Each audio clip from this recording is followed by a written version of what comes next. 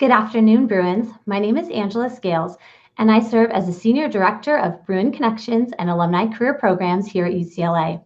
Thanks for joining us today on YouTube Live for our newest episode in the Bruin Career Insights series. Today, our speaker will share the inside scoop on how to be successful in the hiring process.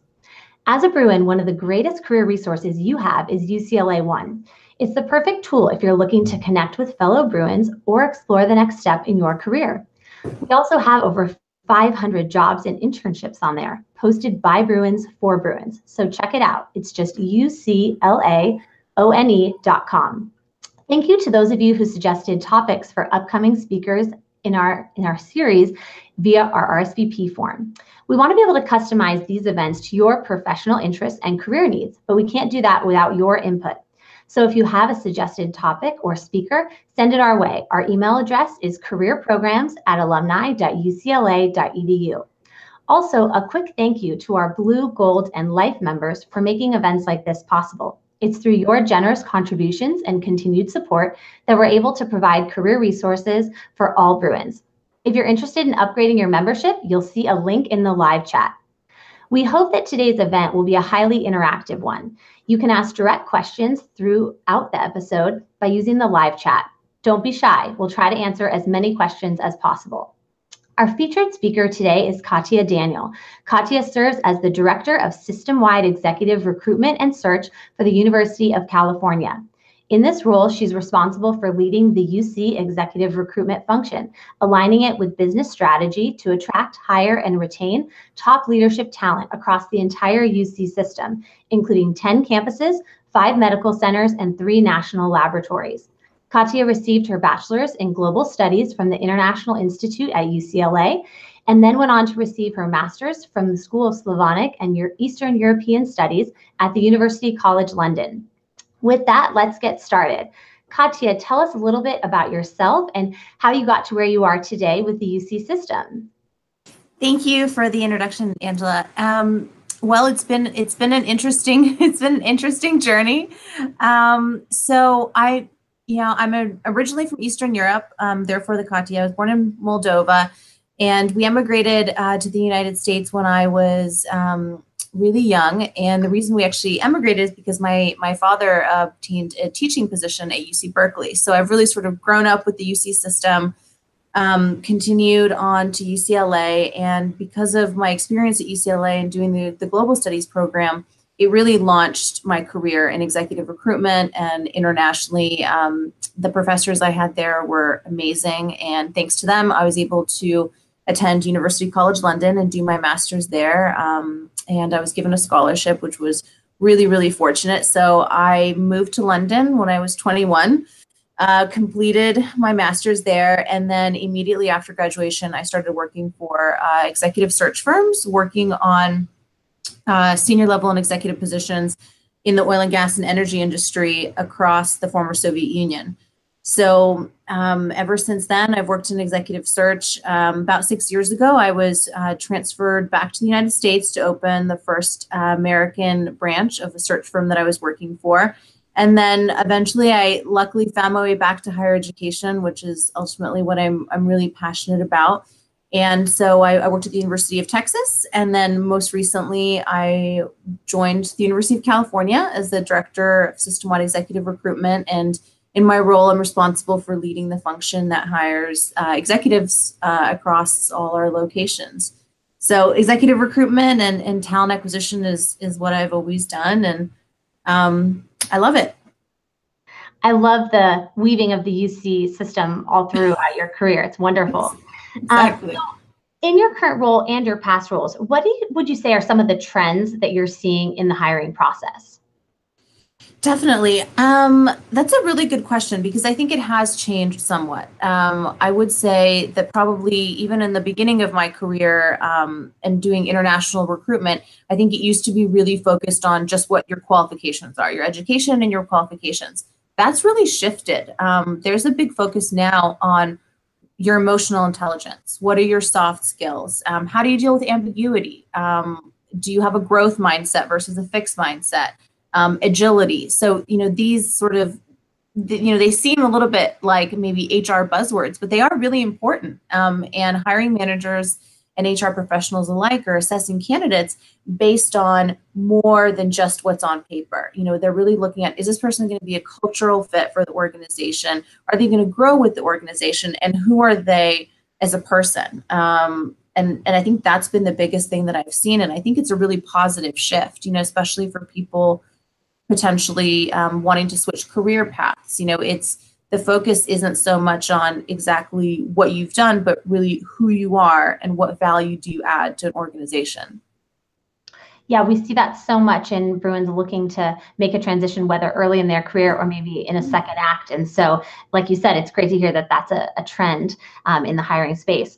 What would you say are some of the most common mistakes that people make, throughout that hiring process?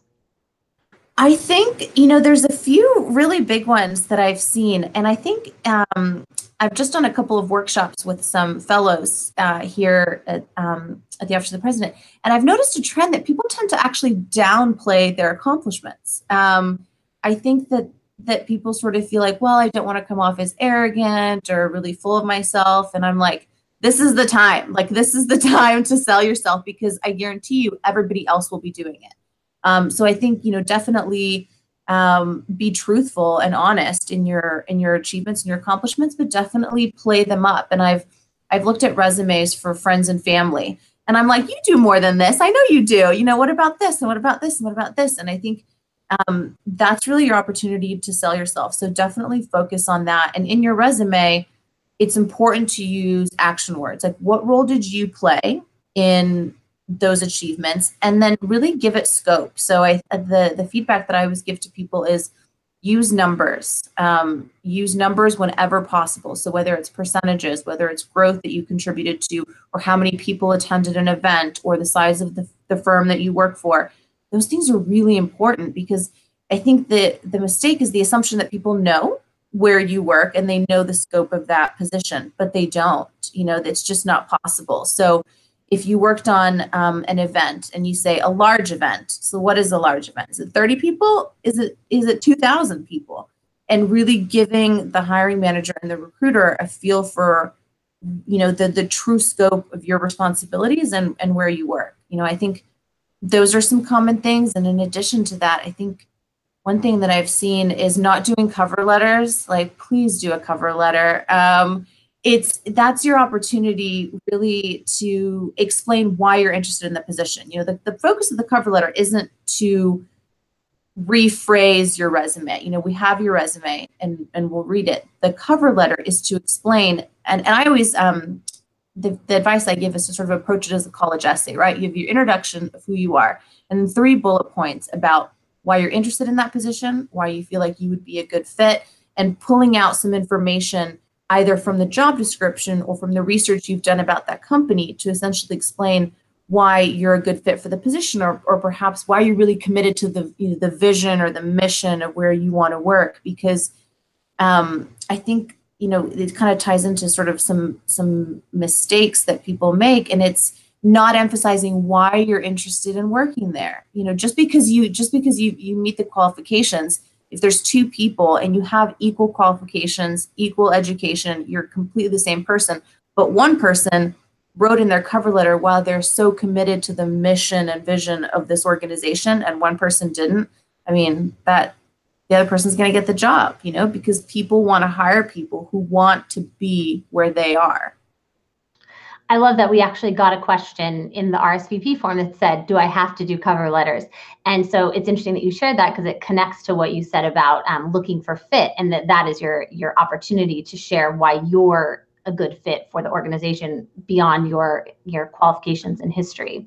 I think I just remembered one more thing, actually. I think the other one is not being prepared. So when you're in and not doing the research. So for example, the University of California, incredibly complex, right? It's got health systems, universities, laboratories. Most places are not so complex, thankfully, that you might be applying to.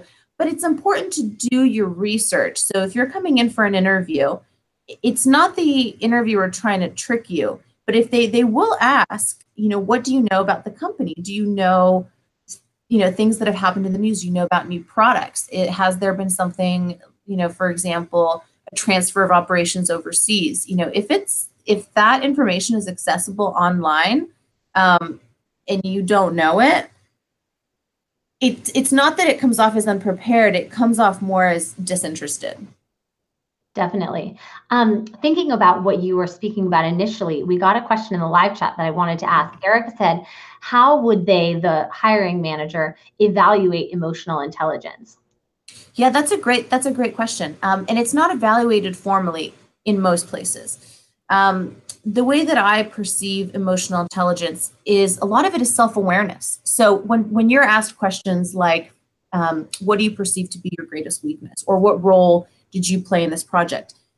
People who have emotional intelligence are aware of their own shortcomings. They work on them, and they're able to articulate how they've worked on them and the role that they played in sort of the greater scope of either a project or the organization where they worked. So the way that we really assess that is in how people answer questions.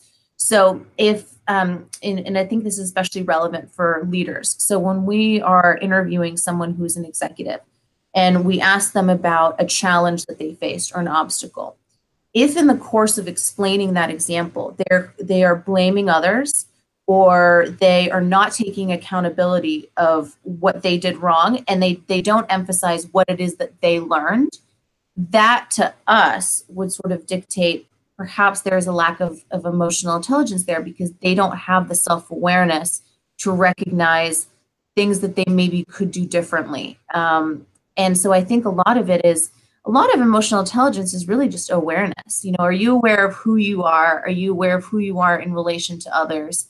And so it's not a formal, sort of like a grade 1 through 5 of emotional intelligence, but I think a lot of it comes down to is how you interact with others, how you interact with the interviewers. And it comes down to sort of, little things. And that even comes down to being prepared, but it also is, did you dress appropriately for the interview? Were you on time? These little things, they do kind of speak to emotional intelligence, because emotional intelligence is also your ability to read the situation and read the interviewer. So I would almost say, in my personal opinion, from what I've perceived, what really sets candidates apart is an understanding of emotional intelligence and themselves either having it or demonstrating a commitment to working on it for themselves. Definitely. So in thinking about on the hiring side, where you are, what do you think are some of the barriers or the assumptions that applicants are making that are just false? I think, the main one is, you kind of expect people to know what your job is, in your resume. When you're writing it, it's like, yeah, I'm an account manager, and then like 2 bullet points. It's like, I can think of like 1,000 different types of account managers, right? So I think it's not explaining well enough in your actual resume. And I think the big one, it's not tailoring your resume to the job. So I think there's just some myths about the hiring process in general. So for example, most hiring processes these days are actually very formal. So and the reason for that is it's actually a positive, is there's a lot of focus now on unconscious bias, implicit bias, making sure that candidates are treated fairly, all candidates, throughout the process. And what that means is sometimes the process is more formal. So from the time that you submit your resume, it'll go to a recruiter, and then the recruiter will review, and then it'll send it to the hiring manager. So what I've seen sometimes, the assumption that candidates sometimes make is, well, I can just bypass the process. So I'll find the hiring manager and I'll contact them, I'll call them at home, crazy things, but it doesn't actually help. It hurts more often than not. So I think, the assumption that candidates sometimes make has to do more with little things. It's more about not necessarily having to do a cover letter, or not fully understanding the process from start to finish at a company. And I think some other assumptions that people make when you really want something, right, you're going to be a little bit more emotional. So it's like, if sometimes somebody doesn't hear back for like 2 weeks from an offer, they're like, I didn't get the job. Definitely not in higher education. It takes a while, you know. There's levels of approval that things have to go through, and it's the same everywhere. So I think some of those things, process-wise, there's a lot of assumptions about, well, logically it should be like this. Well, you know, it's it would be in a perfect world, maybe, but I think having patience throughout the process and understanding that it can be sometimes formal, but that's not necessarily a bad thing. So you mentioned the recruiter piece, and we got a lot of questions about that in terms of what do recruiters look for, and maybe even if you could give us a sense of what the standard process is that they go through, and what role does the recruiter play? Right, that's a really good question. So typically, the way that it works in most organizations, at least that I've worked in, is that, you know, there's a job board, and you do have to apply formally. And the reason you have to apply formally is that there's a lot of reporting that needs to be done at the end of an application process. So whether that's on diversity information, you know, affirmative action, equal opportunity. So we do need everyone to formally apply. There's no way around that, you know, not anywhere that I've ever worked, you know. So yeah, can't say nowhere, but not anywhere I'm familiar with. So it'll then review. We'll then review the applications, and recruiters see a lot of applications. You know, they see hundreds, if not thousands, of applications. So what they're really looking for at that point is, how does your resume, is it clear? Is it concise? Is it articulate? And how does it compare against the requirements of the job and what the hiring manager has also told them with regards to cultural fit, or maybe, you know, some other things. So, and then after that, the recruiter will review, send to the hiring manager. The hiring manager will review, and oftentimes there can be a search committee. So there will be a panel of other individuals that need to review the candidates. Typically, for more senior positions, there will be a hiring committee or a panel. Then they determine the short list. Sometimes the recruiter may have some say in that if they've really built a strong relationship. And then at that point, then the short list of candidates is called in for an interview, oftentimes also with a panel. And then there can be several stages once you get to the interview process. And then once that list is shortened, sometimes it'll go to one level above. So maybe the hiring manager's manager or supervisor or some other key leadership. And then at that point, it's determined who we'd like to offer. And then at the offer stage, there typically are other levels of approval that need to be obtained before an offer can be made. And then at the, you know, once an offer is accepted, then the pre-employment process begins, which also can take a few weeks. So the biggest feedback I would tell anyone is it's not taking long because of you. It's that typically these processes are just very lengthy. So in thinking about the interview itself, we got a lot of questions in the RSVP form around interviews. What would you say are the top 3 characteristics that interviewers are looking for during the interview? If I would really narrow it down, I would say that they are confident, that they are prepared, and they are genuinely interested. So I know that a lot of people feel nervous in an interview. It's totally normal. Everybody does. I will say that some of the best interviews that I have ever been in, that I have ever sat in, have been, the candidate has sort of had a very quiet confidence. So not arrogant, not, you know, really touting their accomplishments, but just a sense of self that they're capable and that they believe that they're capable of doing this job. And I think in order to achieve that sort of feeling, or at least to fake it till you make it, right? Be aware that approach the interview as a conversation. It's not that they're just assessing you. You are assessing them. Right now, there are many industries that it's hard to find candidates. They want to interest you just as much as you're interested in working there. And it's important that they also see that you're not just going to go work anywhere. You're not desperate for a job.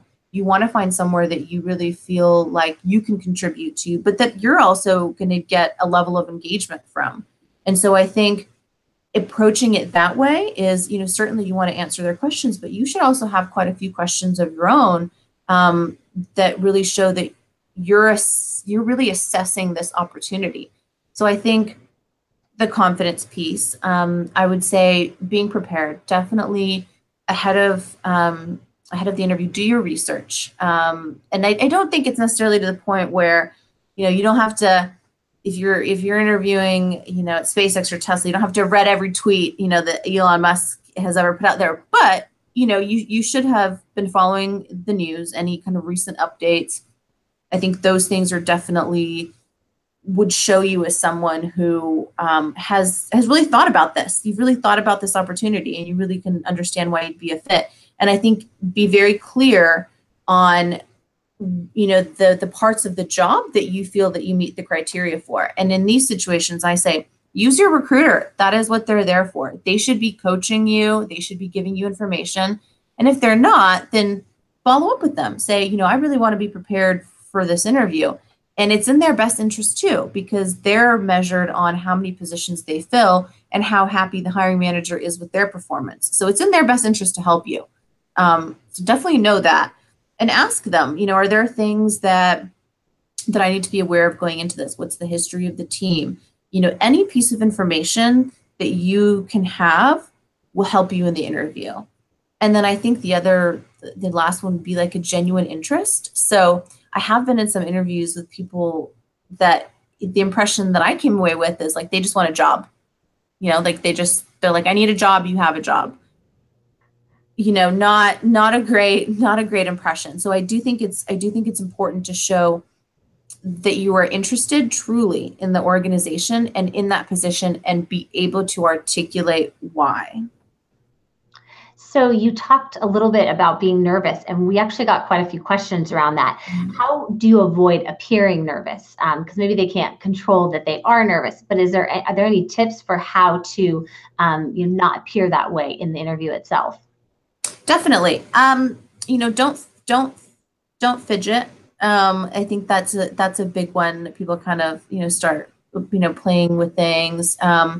I would say, some other tips. Don't have your phone out on the table with you. Keep that either if you're a guy, maybe keep it in your pocket, or maybe if you're a girl, in your purse, whatever works. Don't have it out, because the nerves will have you reaching for it. And I think, bring a notepad. I think that's sometimes helpful, with a pen, so you can kind of have it in front of you. And I think for a lot of people, it just makes them feel prepared, right? Whether that's true or not, it's about how you feel. And I think that the best way to overcome being nervous, or really being nervous in any situation, is to be prepared. The more knowledgeable you are, the more you've done your research, the less likely it is that you're going to feel like something could catch you off guard. And I think the other thing is to avoid being nervous. And I've heard some people younger that are kind of entering the workforce, they always feel like, well, are they trying to trick me? Are they trying to catch me? And what if they pick out this one thing and, I don't have an answer? And it's okay to sometimes not know the answer. It's just approach it gracefully. Say, that's not something that I've worked with before, but I am really interested in the field, and I've been doing a lot of reading. I hope to become more knowledgeable about that. That's fine. Nobody likes perfect people. What people do like is people who are a work in progress and who are actively working on learning and bettering themselves. So unfortunately, there's no way to really not be nervous, other than, kind of on your end, really working on, the things that typically make you feel not nervous. And I think the big one is being prepared, and confidence takes time, but you'll get there. So another theme we got a lot of questions about was how to stand out in a large applicant pool. And it relates to a question in the live chat too from Felipe. He had asked, what's the best way you can get your foot in the door at a company that you don't have any contacts in? And that resonated with a lot of questions around, a large institution or company, and how do you get past that first online application process? Great question. It's actually pretty simple. It's applicant tracking systems are actually really simple once you know how they work, and they're not set up against you. They're actually just computers that they compare keywords in the job description, keywords on your resume. So that's why it's so important for your resume to really mirror the job description. So for example, synonyms. So sometimes people think, well, I'm kind of using that word here. It's really similar. No, just use the word that's on the job description if they're very similar, because the way that a lot of applicant tracking systems work, and like some of the more common ones are like, Taleo or CATS, and the way that they work is they compare the words that are on your resume with the words that are in the job description and answers to some pre-qualifying questions, like how many years of experience do you have? Do you have a bachelor's degree? And that's all. And then by that it calculates what percentage fit you are. So, and I think additionally, in having a good resume doesn't mean having one that's flashy or that has pictures or really stands out. Your resume should always reflect the industry that you're trying to get into. So if it's a more conservative industry like law or banking or finance, certain consulting firms, then stick to the fonts, Times New Roman, Calibri, Arial, not some papyrus or God knows what. But so stick to keeping it consistent. And the way that I would recommend, have it really clearly structured. I think one thing I've seen some candidates do that I actually think is very effective is if in a pile of resumes, right, if you have a section up at the top that really pulls out relevant skills and core competencies, you really just have that at the top where someone immediately looking at your resume is going to see, okay, they have, they check the boxes of the skills that we're looking for, whether that's like you literally write 5+ years experience, 10+ years experience, 3 years experience managing people, experience with project management tool, et cetera. And you actually have that on your resume. Immediately, they're going to pick that up and say, okay, yeah, wow. Because you just think about making the job easier for the recruiter.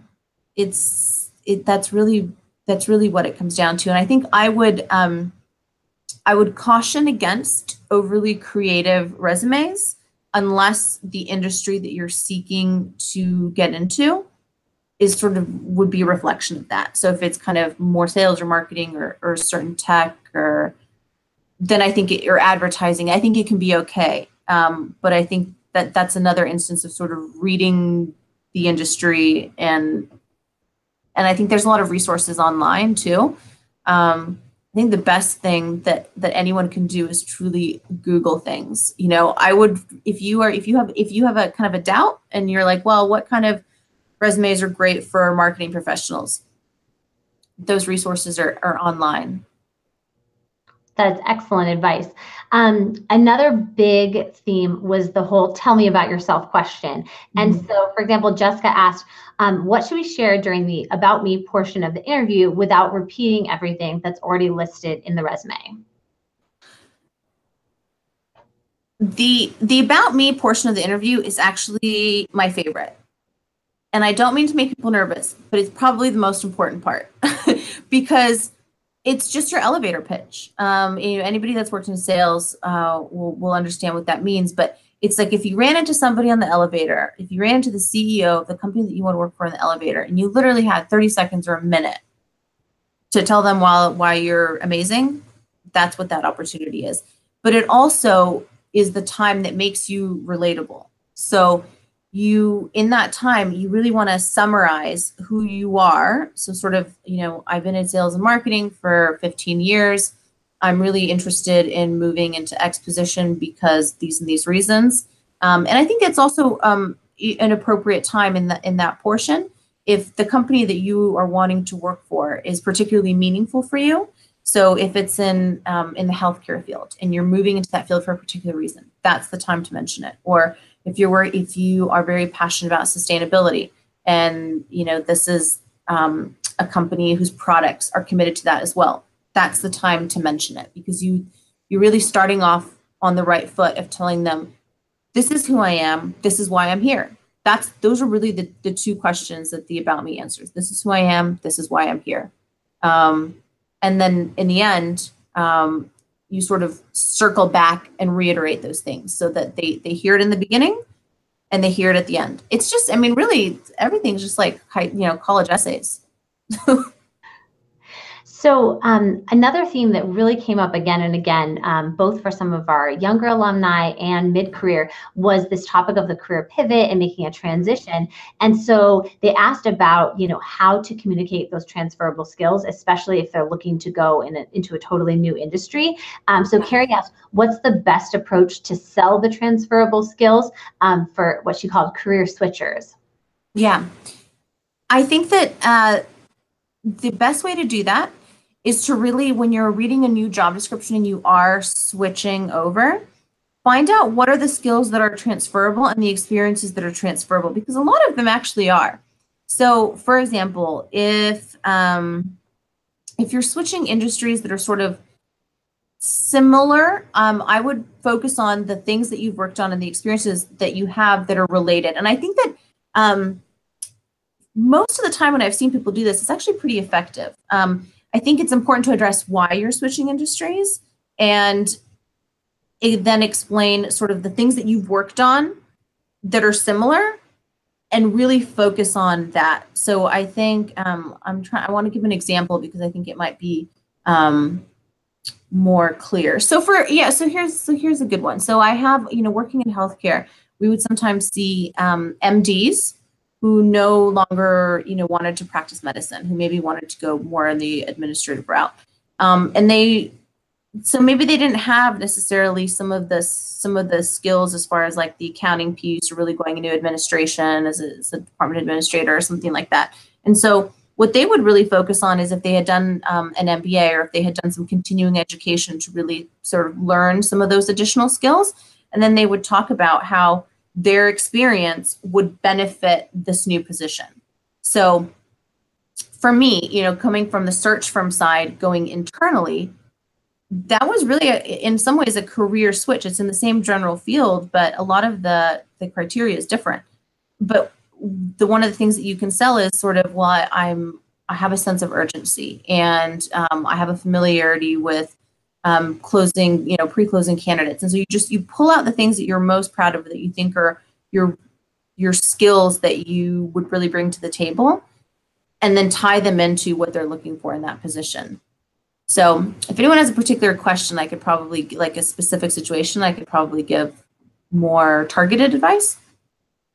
Is that also a space in which the cover letter is important in terms of being upfront about the fact that I work in this industry and I'm looking to move to this, so that you're self-aware about the fact that this is a switch you're trying to make?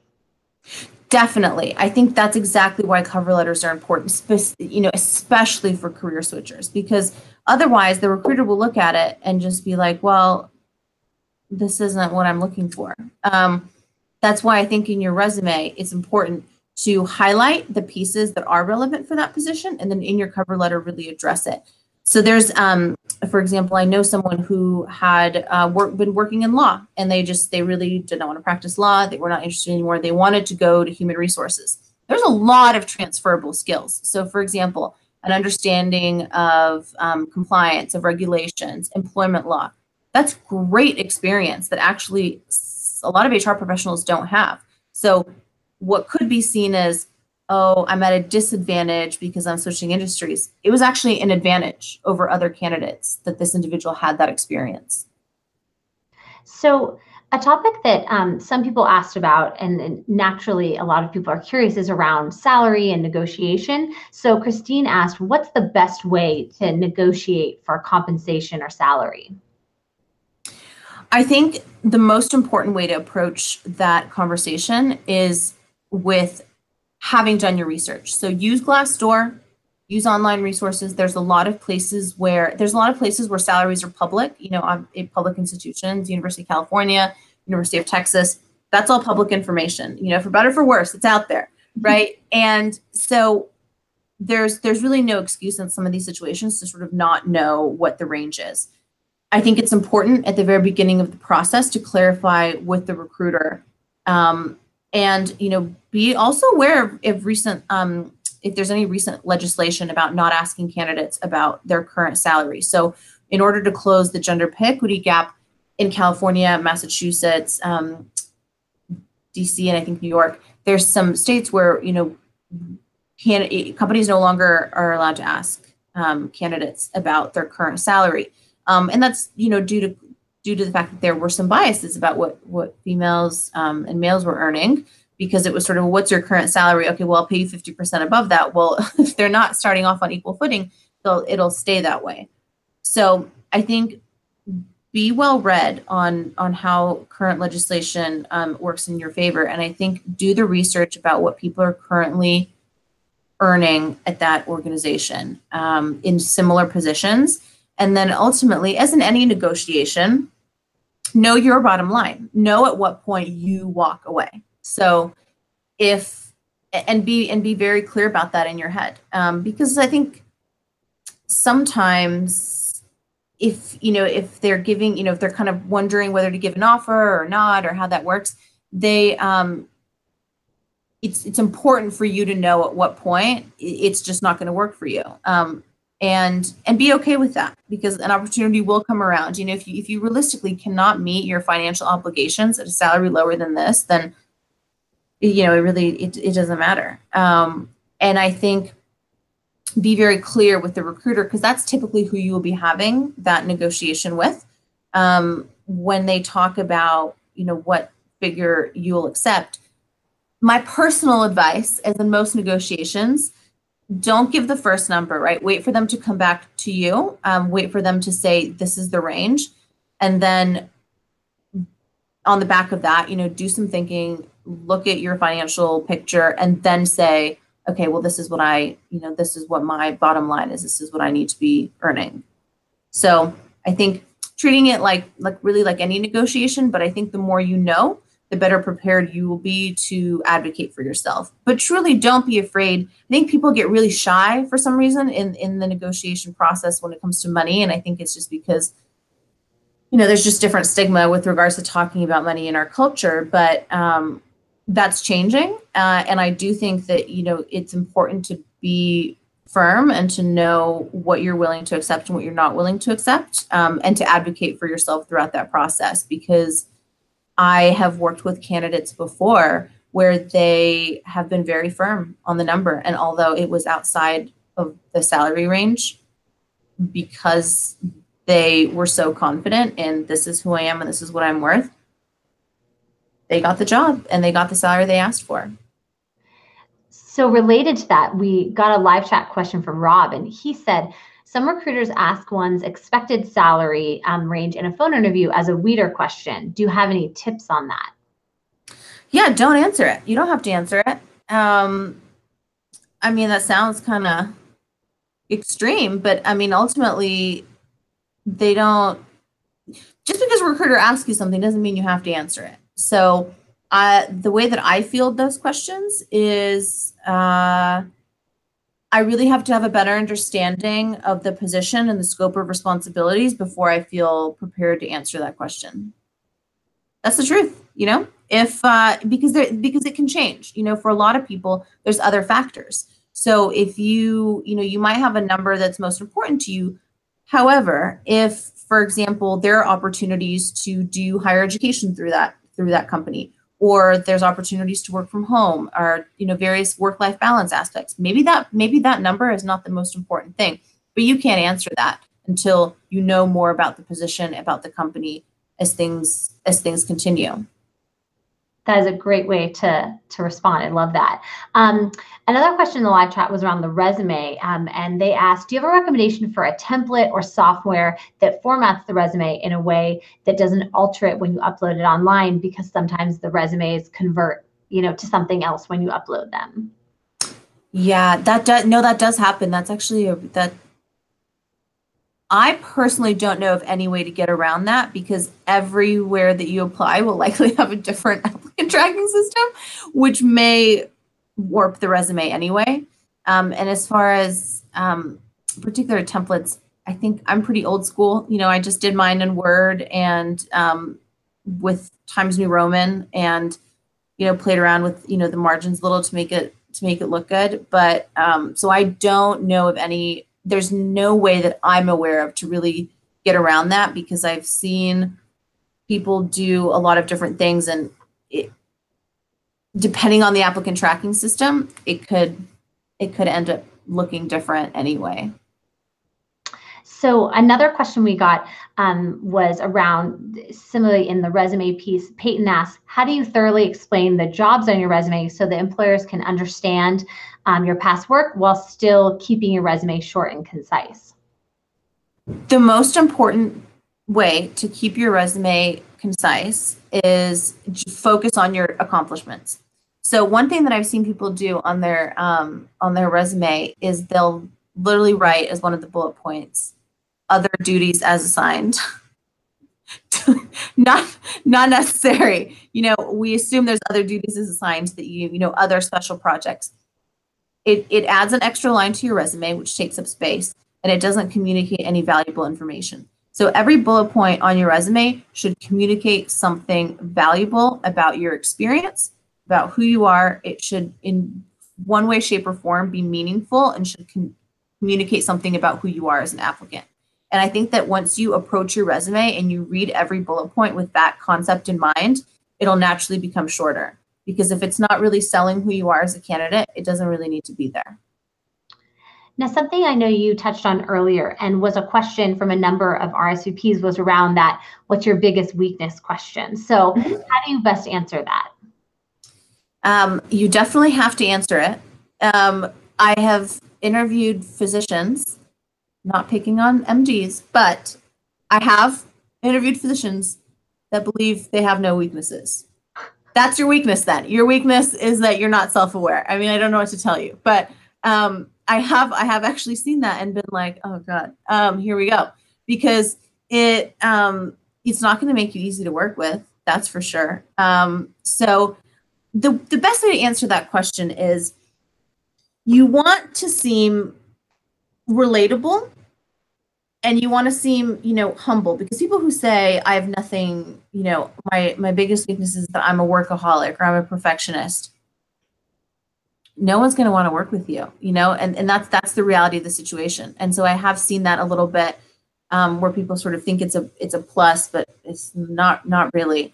I think the best way to answer that would be to genuinely identify something about yourself that is something that you do struggle with, So for some people it might be, okay, so if you really truly believe your biggest weakness is that you are a perfectionist, perhaps you can phrase that as you sometimes get too caught up in the details, or you can be a little bit too detail oriented, and sometimes it can slow down your work. And so the thing that you want to address what it is, and you want to address what you're doing to change it.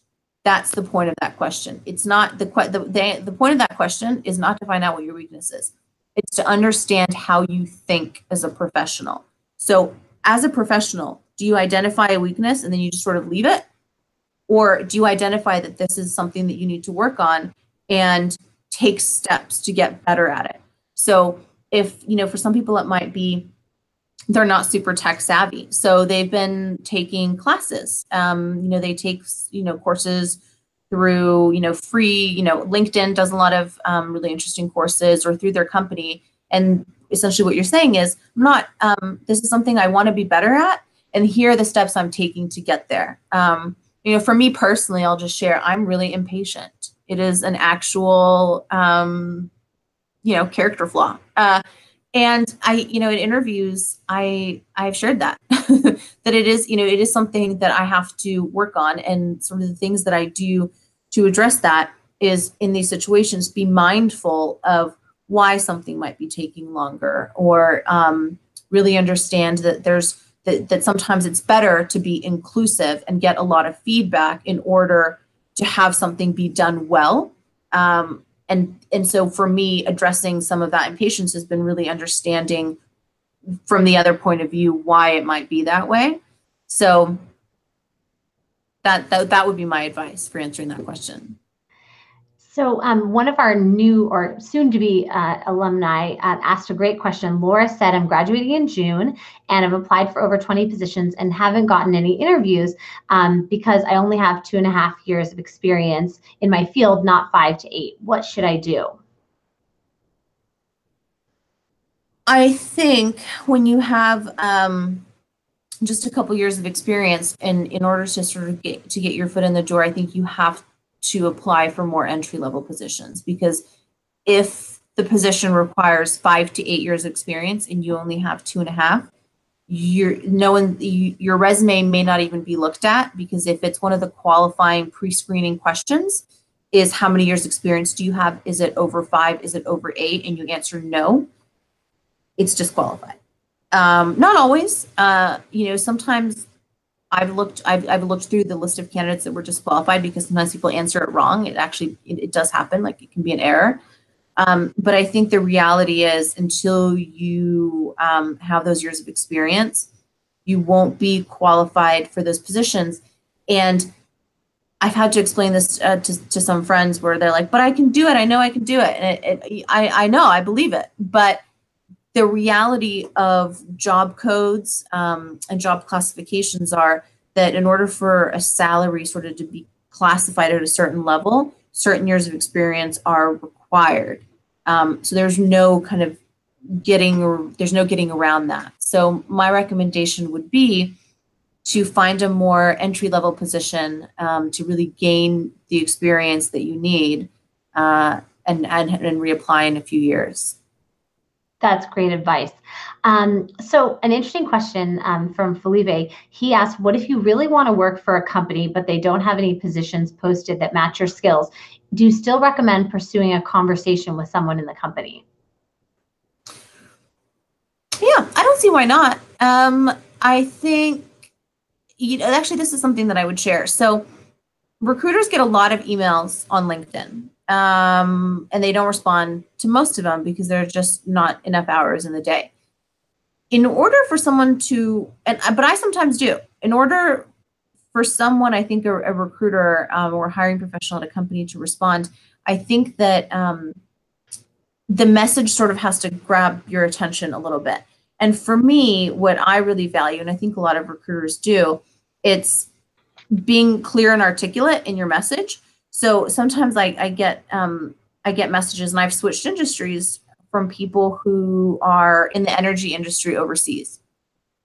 I can't help you, there's nothing, I can sort of give advice on who maybe you should speak to, but I think that I think it's definitely a good idea to reach out and express that, in the future, you would really be interested in an opportunity with the company because why? You have to really write in that message, I'm interested in an opportunity with the company because I feel that I could really add value for these different reasons. And that's kind of like your elevator pitch. So sometimes I get messages that are like, well, I really want to work at X company. And it's like, okay. But if you say, I really, really am interested in some opportunities, this is the experience that I have, this is why I'm interested, much higher likelihood of a recruiter getting back to you or somebody else just to set up an informal conversation. Another interesting question we got in the RSVPs comes from Rachel. She said, what are some of the common faux pas that you've seen from career seekers after receiving the job offer? After receiving the job offer. Before they've accepted? I'm not sure. It just said post receiving a job offer. So maybe it's actually not having accepted, but just in that negotiation, any faux pas? I think some of the faux pas, like after you've already received a job offer, and I think at that point, maybe you've already had the negotiation. I think if you change the requirements that you need at that point, that's not appropriate. So if you have not expressed certain things, whether it's regards to your work schedule or your salary, and then once you've received the offer, you sort of change the goalposts a little bit, I think that sometimes doesn't come off very well because it's sort of like, well, didn't we sort of discuss this earlier? But no, I mean, I think at that point, generally, it goes pretty well. I mean, I think that's the time that you really start working closely with your hiring manager and the recruiter. And no, I will say that one faux pas that I've seen, and it's typically been sort of younger generations in interviews, is sort of outwardly asking about like do you have any questions, right? So, and you should always have questions. You should always have questions, even if it's not really a question and you have to make it up and you feel like you already know the answer, still ask the question. I remember one interview, the candidate did get the job by some miracle. And we asked at the end, and the interview went great. And we got to the end and we asked, so do you have any questions? Nope. Silence. I just had no questions. And we were all kind of like, okay. I think luckily that was an internal candidate. So, and there was, it was a little bit more defensible, but I do think that you should have questions, whether it's not necessarily about the company. It could be, why do you choose to work here? Why, what are you passionate about, in working for this company? What does success look like for you in this position? Any of those kind of things. So I think of one faux pas that I've seen in the interview process, it's, do you have any questions? First one, can I work from home? I mean, like, maybe wait a little bit to ask that question, but that is one that I've seen where, definitely a legitimate question, and definitely something to discuss with the recruiter as things continue, or even early on in the process. But that's sort of, it's not an inappropriate question. It really is more about your judgment, and is that maybe the right setting to ask that question? So that's one that I've seen a few times, and I'm always like, that's a phone call conversation with the recruiter.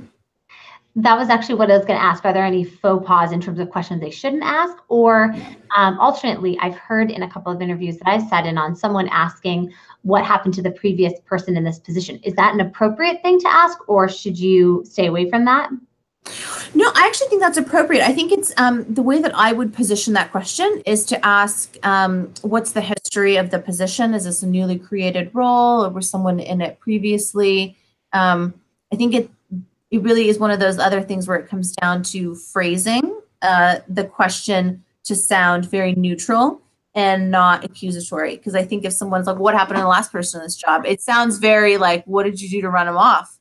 Versus, help me understand the history of this position. I like that.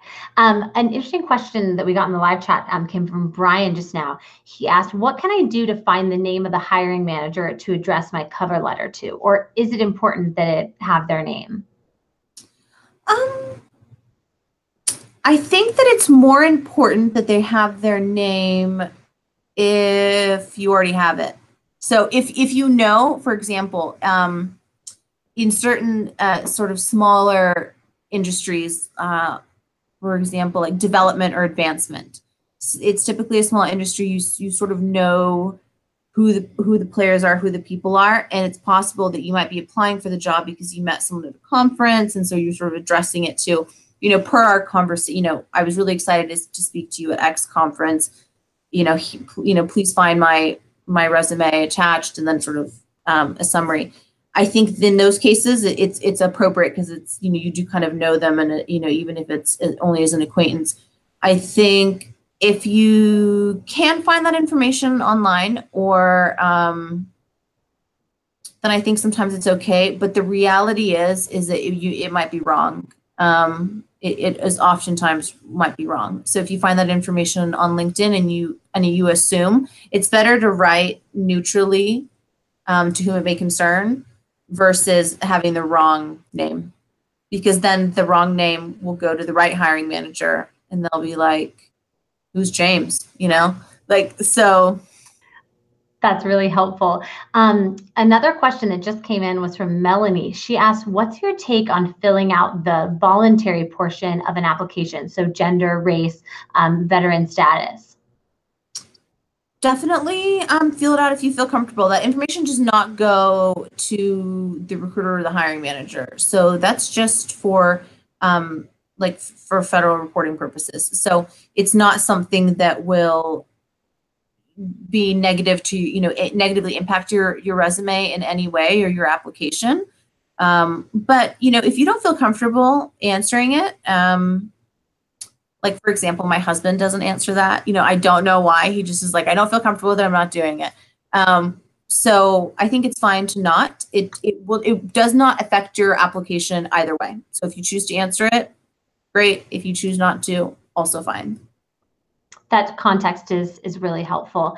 So as we wrap up, what would you say, Katya, are the three top things that you would hope that Bruins would take away from this conversation?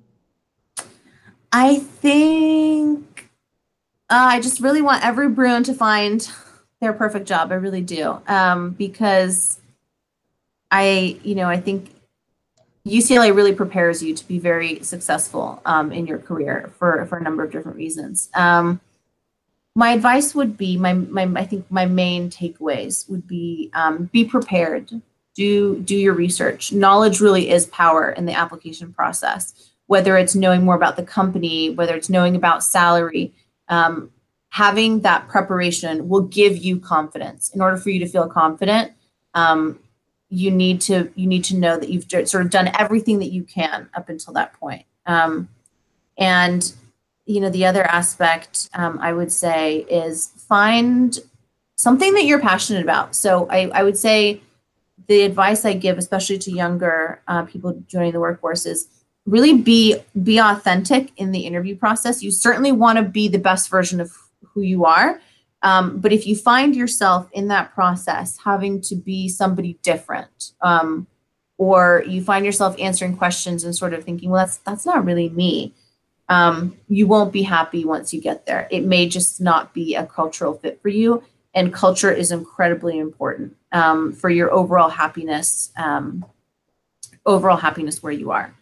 And I think that's really the biggest takeaway that I would tell anyone, is really be authentic to who you are and what you're looking for and what's really going to work for you, what's going to make you happy, because we spend more than half our lives at work. If you don't enjoy what you do or the people that you do that with, it won't be good for your overall health. And then I think the last thing that I would say is definitely network. Use your network of Bruins. Use the tools that are available to you. UCLA, the Career Center, has really great resources. The University of California has great resources. Take advantage of that, because it's there. It's really, truly very helpful. And not every university has access to those kind of resources. So if it's there, why not use it? So I would say that probably would be my biggest piece of advice. Anything that the Career Center has, anything that your fellow Bruins are doing that could be of benefit to you, use the tools at your disposal. Definitely. Thank you so much, Katya, for your valuable insight and advice. You really helped us to pull back the curtain and educate all of us about the keys to success in the hiring process. To everyone who's watching, thank you again for joining us and participating in the discussion. If you missed a portion of the event or you want to share it with others, you can find the recording on the UCLA Alumni YouTube channel. Also, we want your thoughts and ideas for upcoming topics. So through your suggestions, we can tailor the programming to your career needs. Feel free to send us an email anytime. It's careerprograms@alumni.ucla.edu. Thank you to Katya and to everyone for being a part of today's discussion. And once again, thank you to our Blue, Gold, and Life members for making events like this possible. We'll see you all again on May 30th for our next episode in the Bruin Career Insights series. Have a great rest of your day and go Bruins!